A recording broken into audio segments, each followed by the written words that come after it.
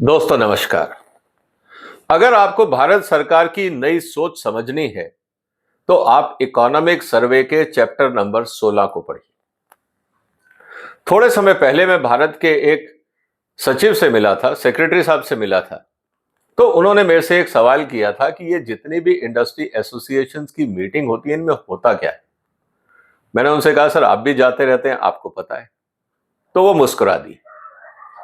दूसरी तरफ हमने देखा कि यूरोपियन यूनियन के साथ भारत ने एफटीए साइन किया और जिस तरह से उसमें प्रावधान है उसको देखकर मुझे लगा कि ये भारत सरकार क्या भारत की इंडस्ट्री को अब बचाना नहीं चाह रही है, क्योंकि जो उसमें जिस तरह से टैरिफ रिडक्शन का शेड्यूल है उससे ये लगता है कि अगले 5 साल में बहुत सारे ऐसे इंडस्ट्रियल सेक्टर हैं जो virtually close to zero duty हो जाएंगे। इसका मतलब भारत सरकार ने यह सोच लिया है कि अब कंपटीशन के अलावा कोई रास्ता नहीं। और जब इकोनॉमिक सर्वे आया उसको जो मैं पढ़ रहा था उसमें जो चैप्टर नंबर 16 है दोस्तों, इसको जब आप पढ़ेंगे तो आपको समझ में आ जाएगा कि भारत की सरकार है उसकी सोच बदल गई है। लेकिन अगर इसको मैं ये कहूं कि अगर ये सोच भारत सरकार की 2014 में होती जब मोदी साहब सत्ता में आए थे तो आज भारत का नक्शा कुछ और होता। भारत का मेक इन इंडिया एक अपने आप में मिसाल होता। खैर, देर आए दुरुस्त आए, लेकिन इंपॉर्टेंट डेवलपमेंट है।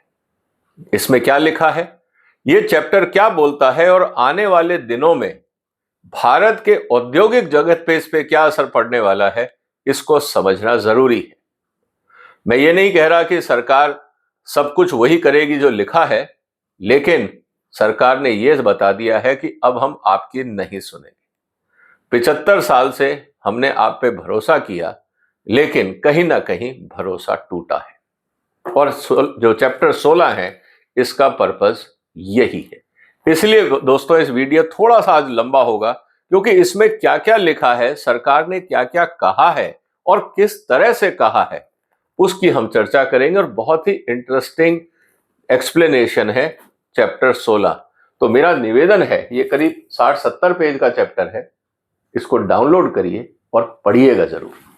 अगर आप व्यापार में हैं, अगर आप इंडस्ट्री में हैं, आप बोर्ड ऑफ डायरेक्टर्स हैं, आप सीनियर मैनेजर हैं, कंपनी के प्रमोटर हैं, आप स्टार्टअप हैं, सबके लिए चैप्टर नंबर 16 एक इंपॉर्टेंट मैसेज है। इस बात को समझना जरूरी है। तो ये क्या कह रहा है चैप्टर नंबर 16? ये कह रहा है कि इस समय भारत में जो बात हो रही है कि why leadership behaviour now matters more than regulation. हमने कानून बनाए, सब कुछ किया, लेकिन कानूनों से कुछ हुआ नहीं। क्यों? हम लोगों का जो बिहेवियर था, हम लोगों की जो नीयत थी, उसमें कहीं ना कहीं कमी थी।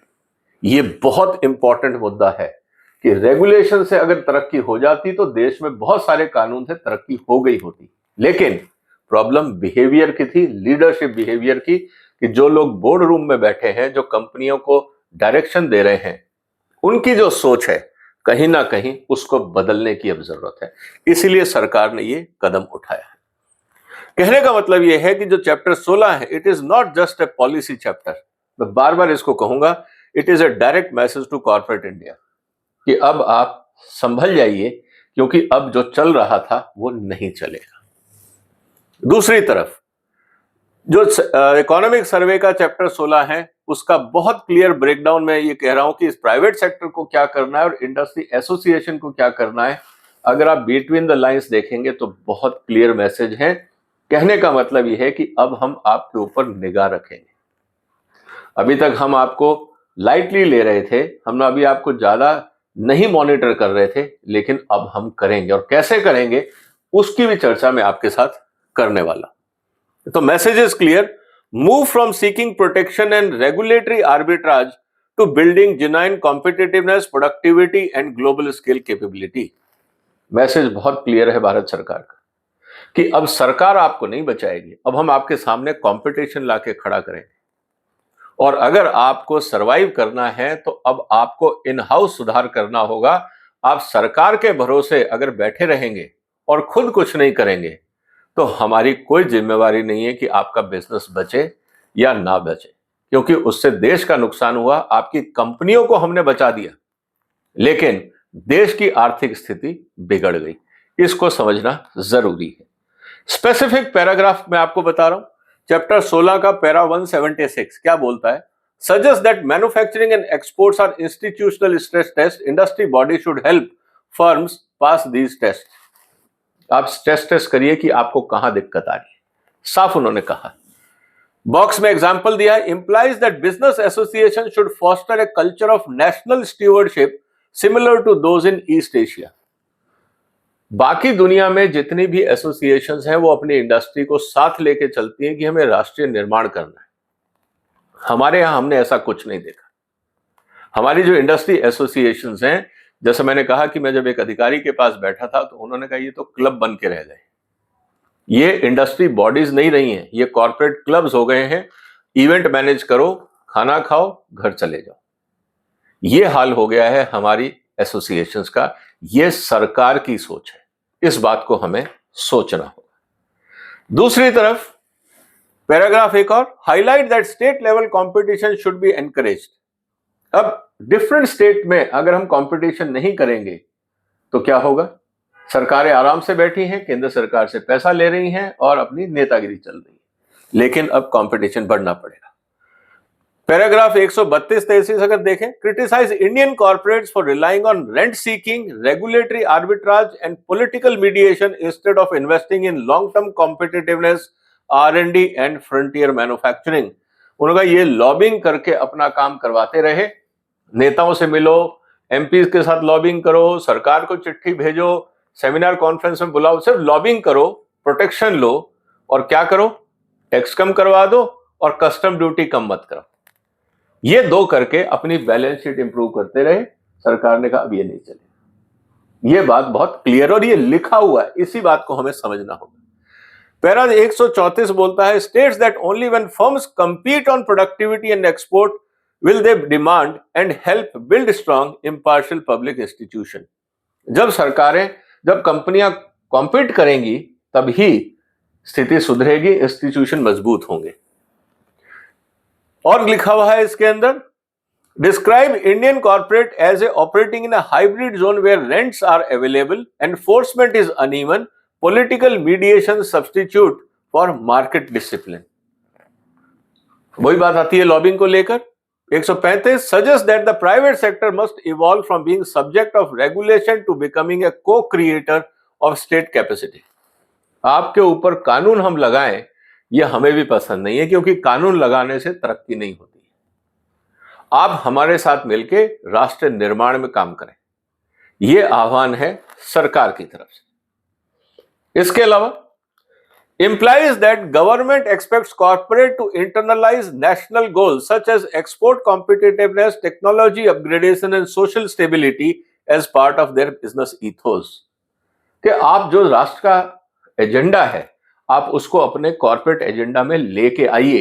ये क्लियर मैसेज है बोर्ड ऑफ डायरेक्टर्स को कि आप बोर्ड में बैठ के सिर्फ प्रॉफिट बैलेंस शीट, हमने इंडिगो देखा ना, बड़े बड़े धुरंधर थे उनके बोर्ड पे, कंप्लायंस तक नहीं था उस बोर्ड के अंदर, इसीलिए कंपनी ने एक दिन में 2500 फ्लाइट्स को कैंसिल किया, लाखों लोगों को दिक्कत हुई। ये बहुत क्लियर मैसेज है कि हमारे बोर्ड ऑफ डायरेक्टर्स, चाहे वो कितने ही बड़े और ज्ञानी हो या कितने भी बड़े सेलिब्रिटी हो, कहीं ना कहीं कॉर्पोरेट गवर्नेंस के ऊपर सवाल उठाए।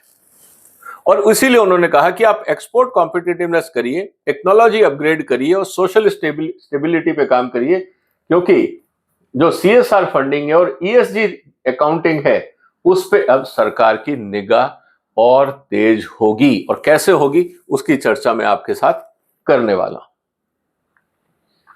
मेनी एग्जांपल्स जब उन्होंने इस चैप्टर में दिए, वो क्या कहा, India's corporate sector with those in post war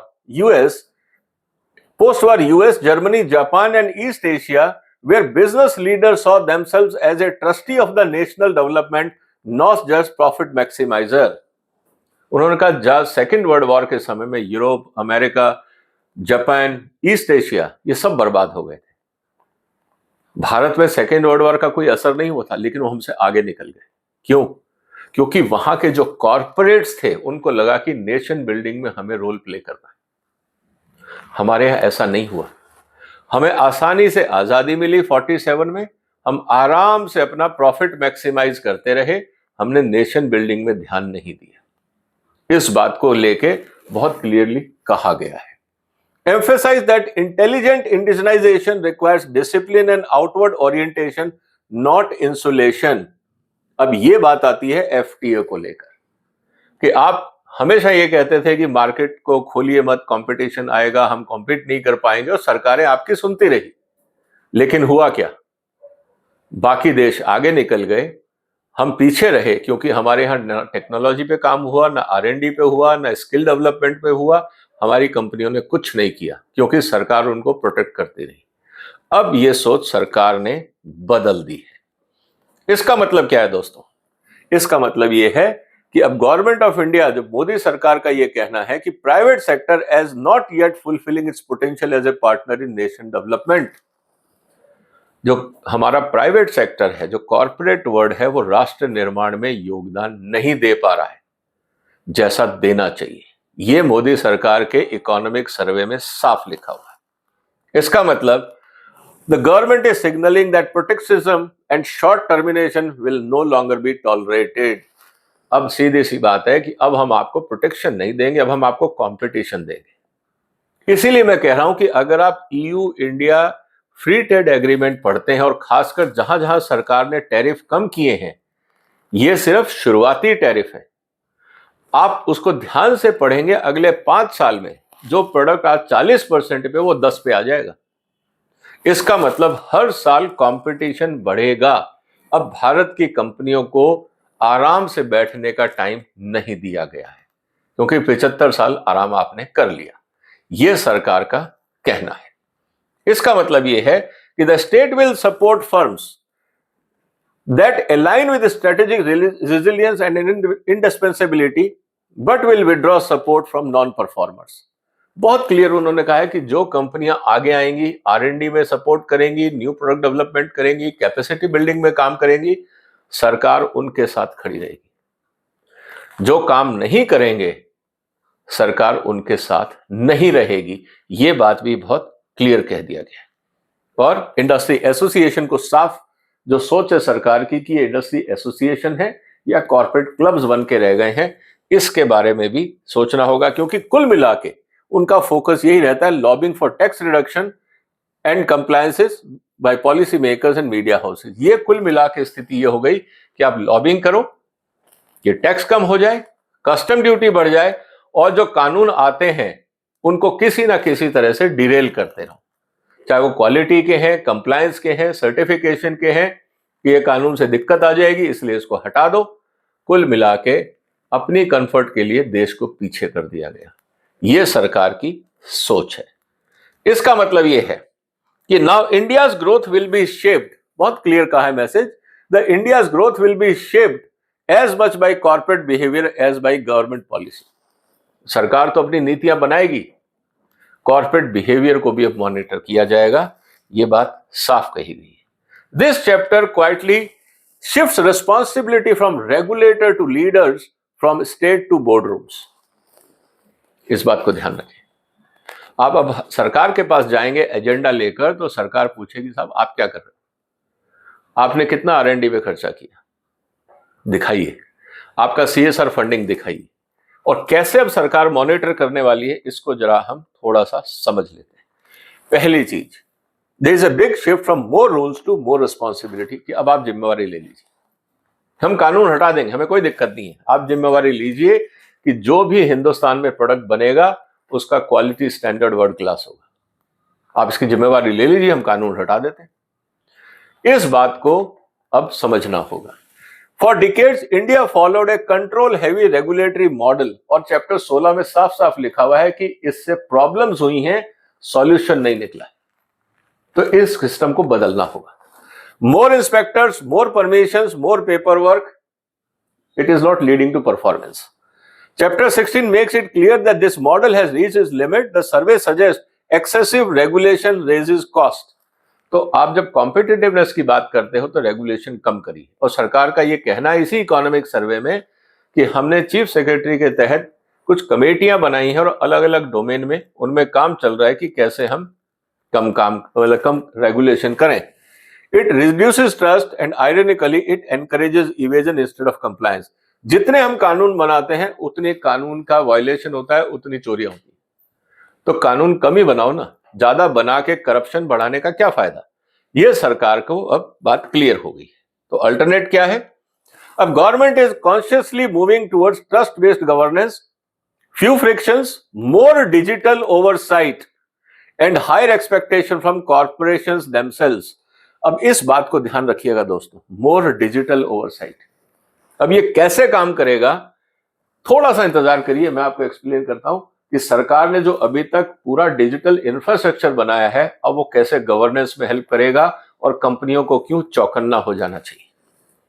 की message, if regulation is reduced, corporate self discipline must increase. हम अपने पीछे हटते हैं, आप उस जगह को भरिए और जिम्मेवारी लीजिए।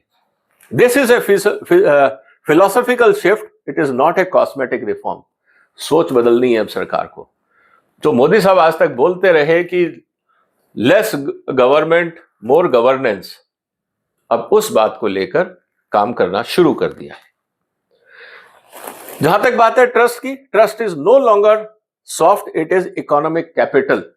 कि जब आप पे भरोसा ही नहीं है, हमारा एक्सपोर्ट क्यों नहीं हो रहा, हम चाइना +1 क्यों नहीं बन पाए, क्योंकि ट्रस्ट फैक्टर मिसिंग था। एफडीआई क्यों नहीं आया, ट्रस्ट फैक्टर मिसिंग था कि हम भारत जा रहे हैं तो क्या काम सही होगा। ये एक बहुत बड़ी चुनौती है। So one of the most powerful idea in chapter 16 is trust is an economic input. आप भरोसेमंद बनिए तो आपको व्यापार मिलेगा, इन्वेस्टमेंट मिलेगा। अगर आप इन्वेस्टर से पूछें, व्यापारियों से पूछें, तो भरोसा एक बहुत बड़ा फैक्टर था जो सरकार ने हाईलाइट किया है। और सर्वे क्या बोलता है, अगर ट्रस्ट लो है तो कंप्लायंस कॉस्ट बढ़ता है, लिटिगेशन बढ़ते हैं, कैपिटल बिकम्स कॉशियस, लोग इन्वेस्ट नहीं करते हैं और ग्रोथ स्लो होती है। ये पूरा का पूरा बात चैप्टर 16 में लिखा हुआ है। Example, think of a sector where pricing opacity exist.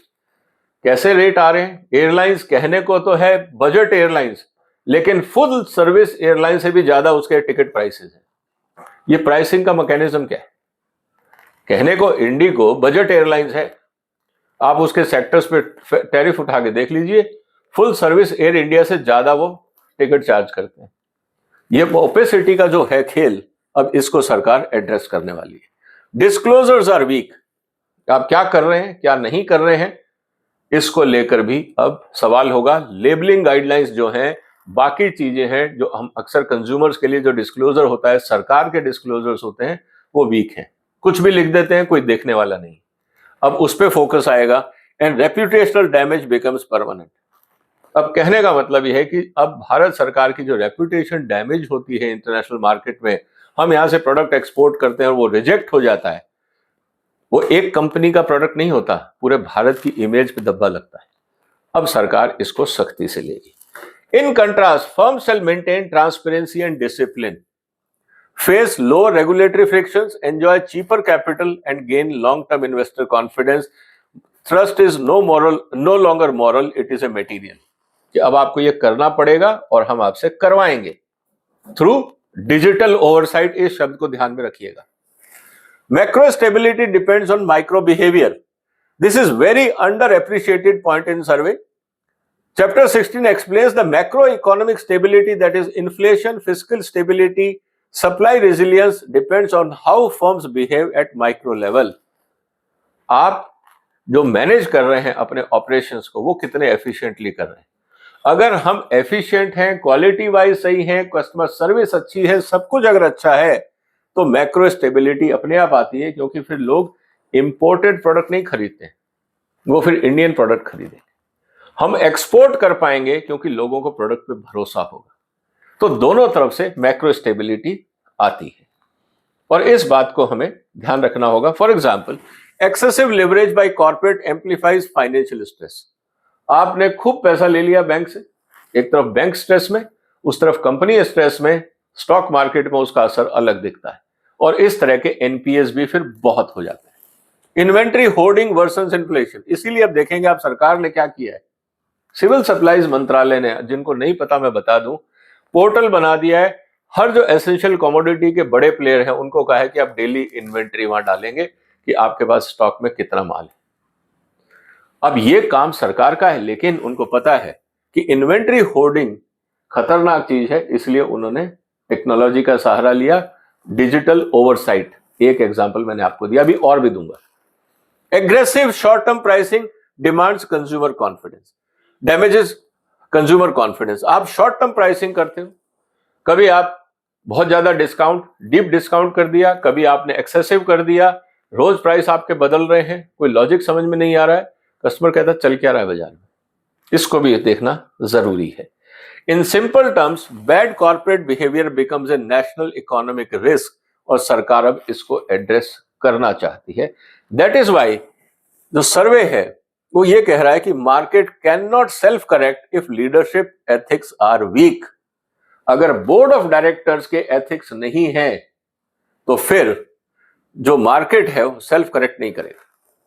अगर वहां पे प्रॉफिटियरिंग की सोच है, R&D नहीं है, लॉन्ग टर्म विजन नहीं है, ग्रोथ की एजेंडा नहीं है, सिर्फ प्रॉफिट ही एक मोटिव रह जाता है, तो फिर मार्केट डिस्टॉर्ट होती है।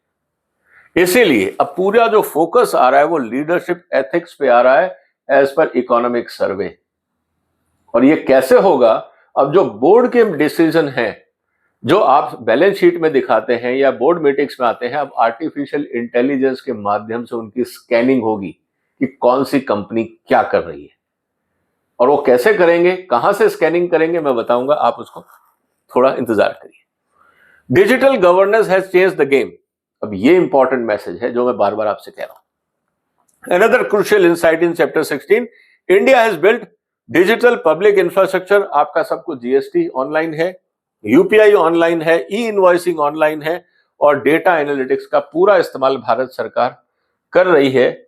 और अगर हम देखें तो जितने भी अब आपकी कंप्लायंस रिपोर्ट्स हैं, आपकी बैलेंस शीट्स, आपकी रिपोर्ट्स, वो सब अब डिजिटल फॉर्मेट में ही सरकार एक्सेप्ट करती है, क्योंकि जब आप डिजिटल फॉर्मेट में उसकी एंट्री करते हो तो आप आर्टिफिशियल इंटेलिजेंस के माध्यम से आप जो चाहो उस रिपोर्ट का एनालिसिस कर सकते हो। और अब आपको इंस्पेक्टर्स की जरूरत नहीं है, और रियल टाइम पे आपको एनालिसिस मिल जाएगा, और कंप्यूटर ही अपने आप, अगर उसको कहीं पे गैप दिखता है, आपको नोटिस भेज देगा, आपके खिलाफ जो भी उनको सरकारी फरमान जारी करना है वो कर देंगे, आपसे जवाब मांगेंगे कि आपकी रिपोर्ट में ये लिखा हुआ है, आपने ये नहीं किया है, या ये इनकंसिस्टेंसीज हैं, आप कहीं कुछ बोल रहे हो, यहां आप कुछ और बोल रहे हो, इनका जवाब दीजिए। और ये सब काम अब ऑटोमेटेड होगा with the help of artificial intelligence.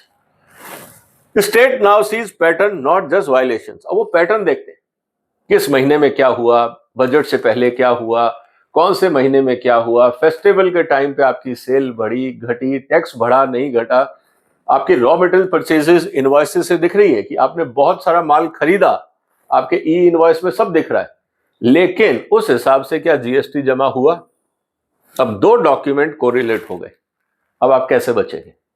तो ये सारा काम इस समय जो है वो पैटर्न्स एंड वायलेशंस ध्यान में देगा। Enforcement is quieter, faster and systematic. अब आपको इंस्पेक्टर नहीं दिखेगा, अब आपको कंप्यूटर से बैक एंड इंफॉर्मेशन आएगी। You can not outsmart the system for long. अब कितने समय तक आर्टिफिशियल इंटेलिजेंस को चैलेंज करेंगे? कहीं ना कहीं स्थिति बिगड़ेगी। So message to corporate is stop thinking in terms of how much can we get away with. ये इकोनॉमिक सर्वे का एजेंडा है। अब आप छोड़ दीजिए कि हम कैसे बच जाएंगे और कैसे निकलना है रास्ता। सीए के साथ, बाकियों के साथ मिलके वो पतली गली ढूंढने का काम अब बंद करिए।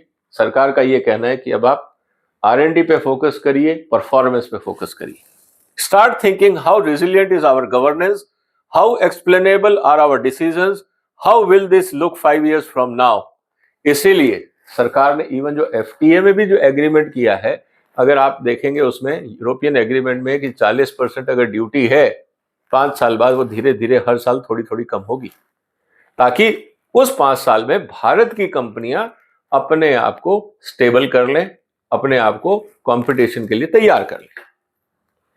इसके अलावा एक और इंपॉर्टेंट चीज है जो एनालिसिस में फोकस रहेगा, ESG का, warning against cosmetic compliances. Chapter 16 carries an implicit critique of ESG optics without substance. The survey highlights token disclosure do not reduce systemic risk. कागजी कार्रवाई में आपने कह दिया हाँ जी एवरीथिंग इज अंडर कंप्लायंस, आपको बाजार में ISO 9000 सर्टिफिकेट भी मिल जाता है, 14000 भी मिल जाता है, 44000 भी मिल जाता है। जो आपको ISO सर्टिफिकेट चाहिए, बहुत सारे कंसल्टेंट जो 10-15 हजार में आपको सर्टिफिकेट बेच देते हैं, बहुत हैं ऐसी बहुत सारी लेबोरेटरीज हैं जो आपको फर्जी क्वालिटी कंट्रोल सर्टिफिकेट देती हैं, डिफेक्टिव प्रोडक्ट को पास दिखा के आपको सर्टिफिकेट देती हैं। अब ये सब डिजिटाइज होगा, इस बात को आपको ध्यान रखना होगा। सो टोकन डिस्क्लोजर से काम नहीं चलेगा। Sustainability must affect capital allocation and risk decision. ये अब आपने जो बैलेंस शीट में दिखाया इन्वेस्टमेंट्स कि हमने ये सब चीजें कंप्लायंस कर ली, लेकिन इन्वेस्टमेंट तो आपका दिख नहीं रहा, परफॉर्मेंस में वो आपका दिख नहीं रहा। आर्टिफिशियल इंटेलिजेंस से जब आपकी बैलेंस शीट्स को एनालाइज किया जाएगा, आपकी कॉर्पोरेट रिपोर्ट्स को एनालाइज किया जाएगा, तो पता लगेगा कि सब जो कह रहे हैं वो इन्वेस्टमेंट पर तो दिख नहीं रहा। और ये बोर्ड ऑफ गवर्नर्स के ऊपर जिम्मेवारी आएगी, तो जिम्मेवारी अब बढ़ेगी एट लीडरशिप लेवल। इसका मतलब a company published glossy ESG report but ignoring supply chain ethics, weakening labor formation and externalized environmental cost। कहने को तो आप एनवायरमेंट का ध्यान रख रहे हो, ट्रीटमेंट नहीं कर रहे, वैसे ही कचरा बाहर छोड़ दी, क्योंकि समाज झेलेगा उस कॉस्ट को, हम नहीं करेंगे। अब ये सब चीजें जब आपके एफ्लुएंट ट्रीटमेंट प्लांट में खर्चा ही नहीं हुआ, उसकी कैपेसिटी ही नहीं है, तो आपने जो इतना प्रोडक्शन किया उसको ट्रीट कैसे किया? ये सब चीजें अब आर्टिफिशियल इंटेलिजेंस से सामने आएंगी। आपने कितना पानी इस्तेमाल किया, कितनी बिजली इस्तेमाल करी, दोनों में कोई कोरिलेशन है? क्योंकि जब आप प्रोडक्शन करते हो तो इनपुट का एक रेशियो होता है। ये सब चीजें धीरे धीरे अब एनालिसिस में सामने आएंगी। सच behaviour eventually raises financial cost, attract regulatory scrutiny and destroy long term valuation. The survey message is blunt, ESG is not marketing, it is a risk management। और ये बात साफ कही गई है।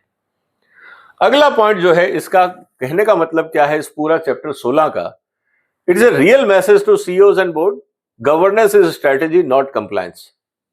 अब आप सिर्फ फॉर्मेलिटी के लिए बोर्ड ऑफ डायरेक्टर को मत रखिए, दोस्तों को, भाई भतीजों को आप बोर्ड पे मत रखिए, क्योंकि ये मुद्दा कंप्लायंस का है। अब आपको नॉलेज चाहिए, टैलेंट चाहिए, कॉम्पिटिटिवनेस चाहिए, कंप्लायंस चाहिए।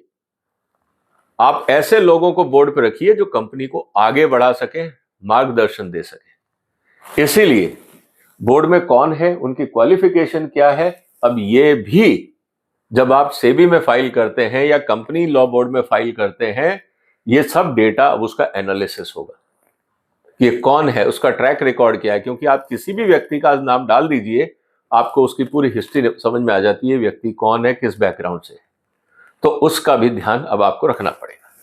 Trust reduces cost, distrust multiplies risk. तो आप ट्रस्टवर्दी बनिए। Leadership behaviour now shapes policy response. इसका मतलब यह है कि अब आपके ऊपर है, कॉर्पोरेट लीडर्स के ऊपर है कि सरकार को आप कैसे इंटरफेस करेंगे। कहने का मतलब यह है कि India is not anti business. कहीं लोग ये ना समझें, ये भी साफ लिखा हुआ है, ये एंटी बिजनेस नहीं है। भारत एंटी बिजनेस नहीं है। हम क्या कह रहे हैं? We are anti irresponsibility. जो चल रहा था अभी तक, अब वो नहीं चलेगा, अब आपको रिस्पॉन्सिबल होना पड़ेगा। Those misalign will face invisible but powerful resistance. Invisible means digital monitoring. आपको लगेगा कि आपके ऊपर ये अचानक किस तरह की निगरानी रखी जा रही है, आपके सैंपलिंग क्यों बढ़ रही है, आपके एक्सपोर्ट कंसाइनमेंट्स को ज्यादा क्लोजली क्यों देखा जा रहा है, परमिशंस में आपको क्यों 4 बार स्क्रूटनी के लिए बुलाया जा रहा है। अब आपको लगेगा हम तो सब कागज जमा करा दिए, आपका ट्रैक रिकॉर्ड कुछ और बता रहा है। और ये सब जानकारी, ये इंटेलिजेंस सरकार के पास कंप्यूटर्स में होगी। ये डिजिटाइजेशन का असर है। So what corporate India should expect? Reduce protection, increase competition, जिसकी हम बात कर चुके हैं। Stricter performance discipline. सरकार का फोकस ये है, focus on manufacturing and advance technology. अभी तक हम सर्विस इंडस्ट्री की बात कर रहे थे, सरकार ने कहा सर्विस इंडस्ट्री से भारत का एम्प्लॉयमेंट जनरेट नहीं होगा, हमारा जो ट्रेड डेफिसिट है वो कम नहीं होगा, हमें मैन्युफैक्चरिंग पे ध्यान देना ही पड़ेगा। इसीलिए मैन्युफैक्चरिंग को लेकर अब सरकार की पूरी फोकस है। Advance manufacturing will be treated as a disciplining system for institutional reform. Firms in tier 1 and 2 strategic sector will get support but with clear benchmarks. आपको सपोर्ट चाहिए, सरकार देगी, ये बेंचमार्क बहुत जरूरी है। इस बात को समझना होगा कि आपके पास कोई भी, अगर आप इंपोर्ट एक्सपोर्ट लाइसेंस की बात कर रहे हो, कोई और परमिशन की बात कर रहे हो, बेंचमार्किंग से पता लगेगा कि वेस्टेज तो नहीं है। And regulation, deregulation but with accountability. आप कहते हो कानून हटा दें, हम हटा देते हैं, आप जिम्मेवारी ले लो कि काम सब अच्छा होगा।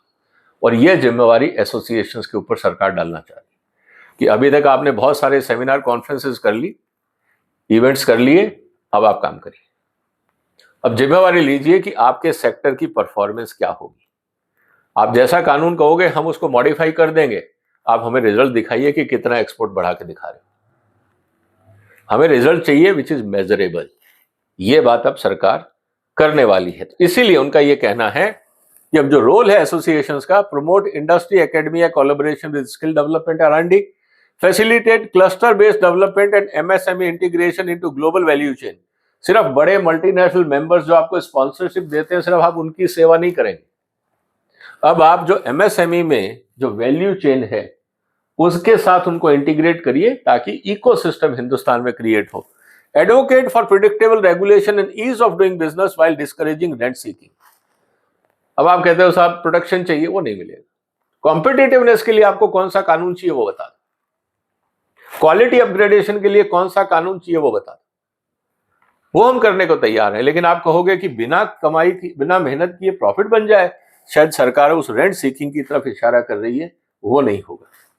Encourage members to adopt global standard, invest in innovation and focus on export market, जो इस समय नेशनल प्रायोरिटी भी है। तो कुल मिला के दोस्तों चैप्टर 16 क्या कहता है?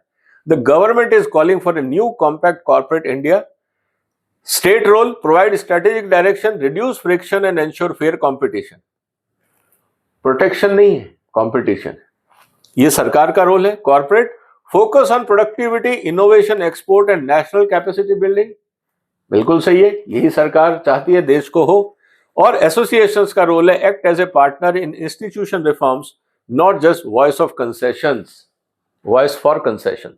सिर्फ आप कंसेशन मांगने आ जाते हो लॉ में, टैक्सेशन में, अब ये नहीं चलेगा। अब आप नेशन बिल्डिंग में काम करिए। तो दोस्तों this reflects a shift from profit through protection to profit through productivity, align corporate success with national strategic goals। कहने का मतलब यह है कि अब भारत सरकार सीरियस हो गई है और ये सब काम, जैसा मैंने आपको कहा कि अब डिजिटल मॉनिटरिंग से होगा। आने वाले दिनों में आप देखेंगे ज्यादा से ज्यादा जितने भी आपके अब नए कानून आ रहे हैं, जो भी सरकार कानून बदल रही है, उसके पीछे एक चीज बहुत क्लियर है कि जो पेपर वर्क था इसको खत्म करिए, सब कुछ ऑनलाइन ले लीजिए। और फिर आर्टिफिशियल इंटेलिजेंस के माध्यम से हर कंपनी के उस डॉक्यूमेंट को आप एनालाइज कर सकते हैं।